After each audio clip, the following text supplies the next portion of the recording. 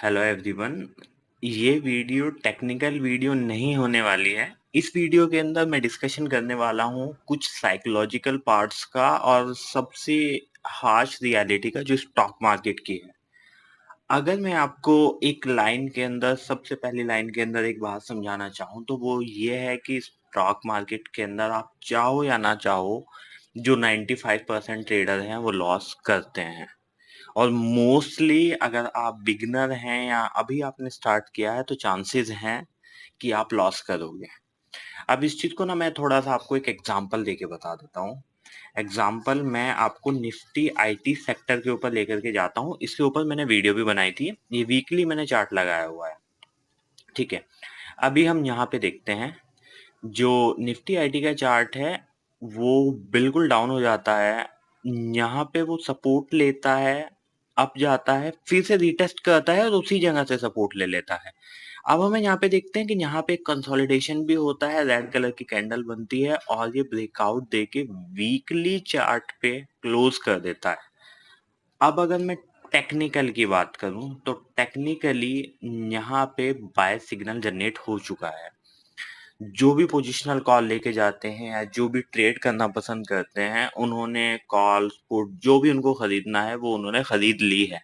ठीक है, लेकिन क्या होता है अगले ही एक वीक में एक सिंगल कैंडल बहुत स्ट्रांग बनती है और मुझे लगता है बहुत लोगों के एसएल कट चुके होंगे। अभी तक कोई भी ऐसा नहीं होगा जिसने पोजीशन को यहाँ से होल्ड करके रखा होगा।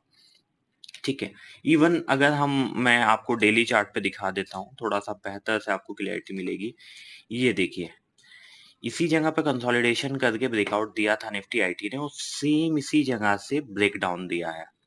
अब टेक्निकली ये गलत मूव नहीं था। मैंने वीडियो बनाई थी, मैंने बोला था खुद भी, अगर मैं पर्सनली बताऊं कि ये बाय करो।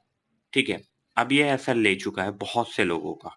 अभी तक मैंने जो पोजिशनल कॉल बनाई थी मेरा भी एसएल हो चुका है। ठीक है, अब मैं आपको एक चीज बताना चाहूंगा। इवन अगर हम कुछ शेयर्स भी देखेंगे, एचसीएल में आपको दिखाता हूँ खास तौर से।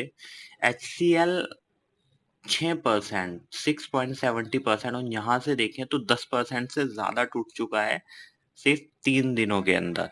कोई न्यूज है क्या है वो एक अलग चीज है, उस पर मैटर नहीं करते। जो मेन कंसेप्ट मेरा ये सब कुछ दिखाने का है वो सिर्फ ये है कि हमेशा टेक्निकल काम नहीं करता। हम चार्ट्स देखते हैं, हमें लगता है कि ब्रेकआउट हुआ है, ब्रेक डाउन हुआ है, यहाँ पे इस तरह से है और यहाँ पे मुझे बाइंग की पोजीशन या सेलिंग की पोजीशन बना लेनी चाहिए और हम बना लेते हैं। अब क्या होता है बहुत बार हमने पोजीशन बनाई है, बिल्कुल हम सही थे, लेकिन उसके बावजूद भी हमारा स्टॉप लॉस ट्रिगर हो जाता है। बहुत लोग क्या होते हैं, ठीक है मैं स्टॉप लॉस की बात कर रहा हूँ, बहुत बार ऐसे भी लोग होंगे जो होल्ड करके रखेंगे ही। वो जब तक होल्ड करेंगे, अगर उन्होंने एचसीएल की कॉल ली होगी वो तब तक होल्ड करेंगे जब तक वो कॉल जीरो नहीं हो जाएगी, इस उम्मीद में कि शायद वापस आ जाए। ठीक है, अब मैं एक चीज और आपको दिखा देना चाहता हूँ सबसे पहले। अब सेम जैसे ये फॉल आया है निफ्टी आईटी के अंदर, कल जितनी भी नेगेटिव साइड हुआ है, निफ्टी निफ्टी बैंक जो नेगेटिव हुआ है वो सिर्फ निफ्टी आईटी की वजह से हुआ है, क्योंकि निफ्टी आईटी ओपन होते ही, ये मैं दिखा देता हूँ आपको। ठीक है, ओपन होते ही स्ट्रॉन्ग कैंडल से क्लोज करता है और पूरे दिन ये लगातार डाउन ही जाता है, लास्ट में इसमें थोड़ी बाइंग आती है। ठीक है, अभी मैं आपको निफ्टी बैंक के चार्ट पे भी लेके चलता हूँ। निफ्टी बैंक के अंदर भी मैं आपको थोड़ा सा एक एग्जांपल देना चाहता हूँ 15 मिनट के टाइम फ्रेम पे और इसके टाइम फ्रेम पे। अब हमें क्या शो होता है, अब हमें शो होता है 15 मिनट की कैंडल एक रेड बनती है, यहाँ पे कंसोलिडेट करती है और यहाँ पे हमें बाइंग सिग्नल जनरेट होता है। अब बहुत लोग जो बाइंग यहाँ पे करते हैं वही सेम हेड एंड शोल्डर बना के यहाँ पे एसएल हो जाता है। अब क्या होता है, यहाँ पे बहुत लोग हैं जो खुद को इस जगह तक कहेंगे कि हाँ उनका सिग्नल सही था, वो टेक्निकली ठीक थे, लेकिन बाद में वो लॉस में कन्वर्ट हुआ। ठीक है, तो एक चीज इसके हिसाब से मैं आपको सिर्फ एक ही बात बताना चाह रहा हूँ कि कभी भी आप टेक्निकल पे 100% रिलाई नहीं कर सकते। चीजें हैं जो साइकोलॉजिकली भी होती है। अब साइकोलॉजिकल क्या होता है, साइकोलॉजिकल ये है कि भले ही कितना भी अच्छा ट्रेड है, कुछ भी आपने लिया है, कुछ भी आपने खरीदा है, बेचा है, फर्क नहीं पड़ता। मायने ये रखता है कि आप रिस्क को मैनेज कितना करके चल रहे हो। अगर आपके पास 10,000 रुपए हैं और 10,000 रुपए से आपको लग रहा है कि मैं एक ही दिन के अंदर 10,000 को 20,000 कर लूंगा, तो वो बहुत गलत ऑप्शन रहेगा आपके लिए। ठीक है, अब मैं आपको एक चीज और दिखाना चाहता हूँ। जैसे मैं आपको अपनी पोजीशंस पे लेके चलता हूँ। ठीक है, आपको मैं दिखा देता हूँ, लाइक पोजीशन मैंने कोई ली नहीं है, पीएनएल में कंसोल दिखा देता हूँ। ज्यादातर मैं एफएनओ में ट्रेड करता हूँ। ये मैं इसलिए दिखा रहा हूँ, मैं आपको सिर्फ दिसंबर का दिखा देता हूँ कि दिसंबर में मैंने अब तक क्या किया है। दिसंबर के अंदर देखो, ठीक है, अभी तक जितनी भी कैंडल्स हैं वो सब ग्रीन है। लाइक जितने भी ट्रेडिंग सेशन गए हैं वो सब प्रॉफिट के गए हैं मेरे। अगर मैं 1-2 महीने का पुराना भी दिखा देता हूँ आपको, यहाँ पे मत जाइएगा कितना प्रॉफिट हुआ है कितना नहीं है, वो एक टाइम की मेहनत है, तो उस चीज से आप दूर रहें तो बेहतर है। आप इन चीज पे जाइए कि कितने रेड डॉट्स बने हैं।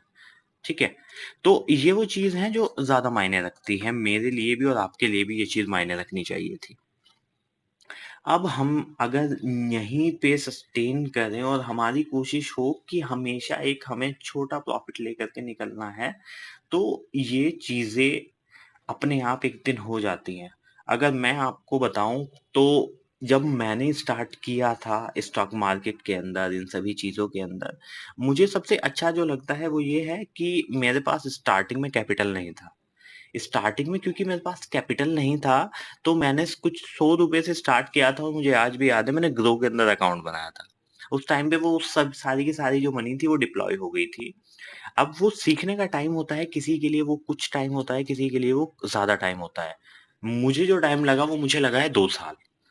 बहुत लोग जल्दी सीख लेते हैं, बहुत लोग को इससे भी ज्यादा टाइम लगता है।